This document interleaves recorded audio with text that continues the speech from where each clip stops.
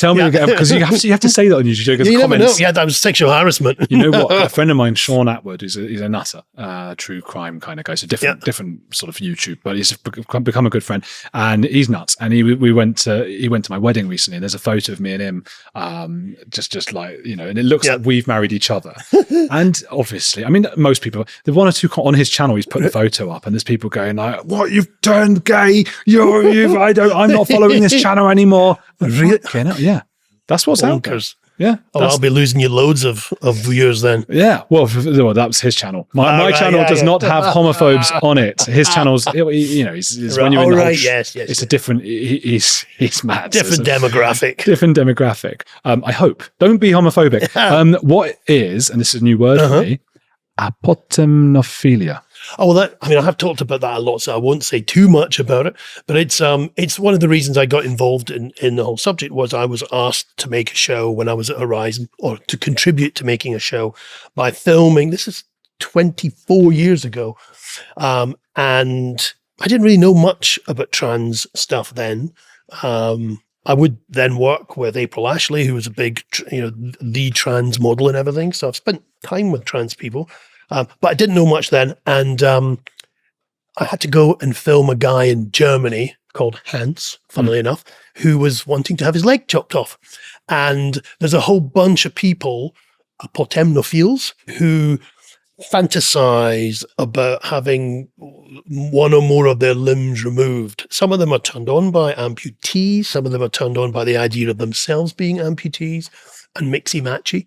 Some are gender fluid, some are amputee fluid, and so what I was doing there was following this guy. And what was interesting was that all the experts who described this, first described it scientifically, studied it, and backed gave the psychiatric go-ahead for that to happen. The two guys had their legs removed up in Scotland in an NHS hospital.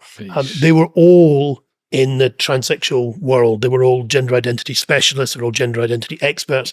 And in the film, the biggest expert in Britain on things transsexual or transgender, as we would now say, Russell Reed, he said this brilliant line where he said, "Well, I used to think it was strange, but we let transsexuals chop healthy parts of their bodies off, so why shouldn't we let them chop their limbs off?" Wow. And that for me crystallized everything, because I thought, well, no, it's absolutely insane to chop your leg off. So ergo, it's insane to chop your knob off or your breasts off. And I think that's I've never really lost that sense that I think society keeps drifting, thinking, oh, well, if people want to chop their bits of their bodies off, it's all okay, personal determination.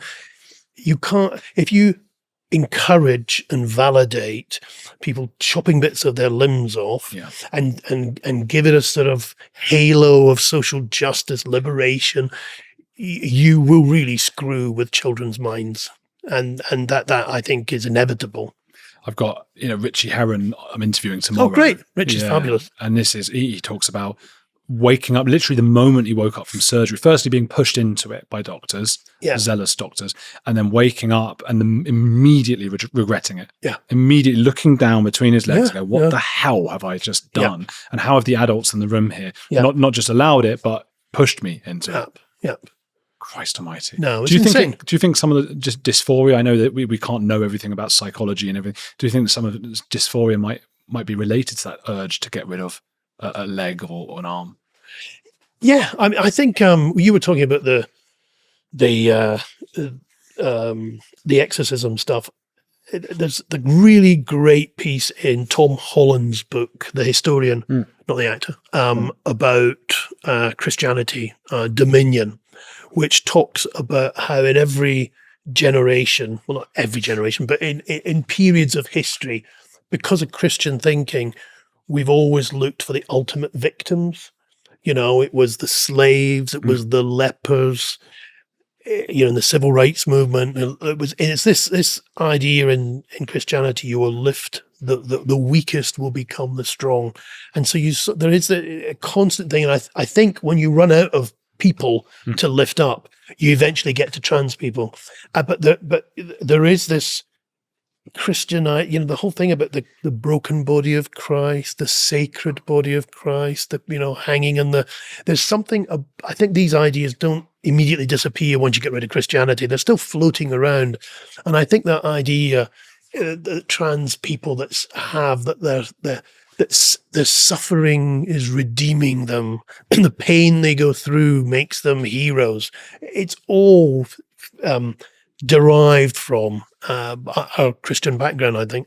I wonder if it goes back further to evolution. It could well do, yeah. Yes, absolutely. I just think maybe tribes might have succieded if people refreshed who was on top. Yes. Quite often. Lift people up who are on the bottom, try to help them. And it must have been some sort of biological. Well, a lot of Native American tribes, there was a lot of painful, coming of age rituals as well. And it's interesting that we're not really talking about, there are creepy old guys who want to wear dresses. That was how the trans movement started.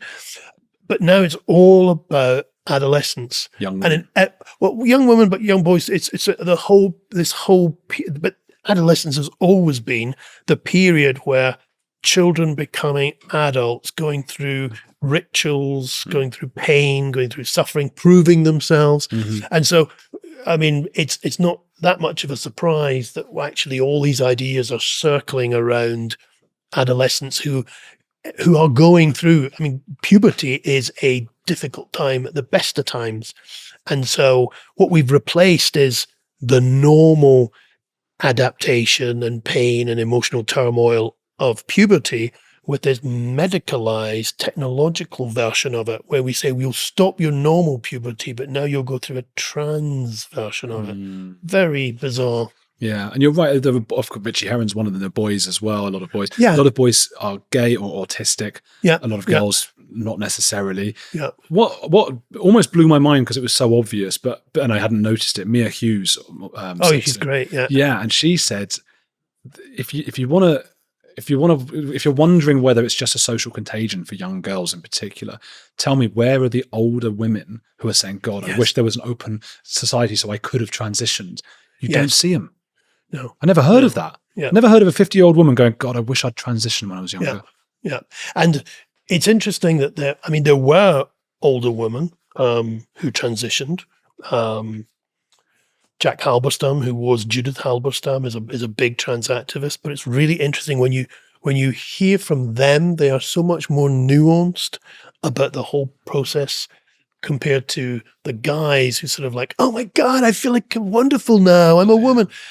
Jack Halberstam has talked really movingly and has warned that she calls himself he, but she thinks that too many girls are being pushed into it too quickly. And I always think it's typical that a woman trans person would be more caring and nuanced than some bloke who's all about himself and he's wearing a dress and he can go anywhere he wants to. Buck Angel's similar. Yeah, but it's interesting. Yeah, Buck is really worried about, and the woman with the family. Oh, I don't know. Oh, Caitlyn Jenner. No, Steve Nugent. Yeah. Oh, I don't know. Yeah, there's 3 or 4 big trans men, i.e. women, who've either had families or are just more connected. Jack Halberstam has said that, it's young, and she points out it's young. She says young cis girls, basically girls.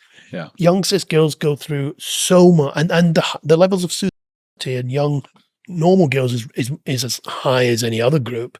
But nobody talks about, there's a lot of suicide in young cis white girls because they don't have the special brand, the special halo that we're giving them now. And there's no agenda to push.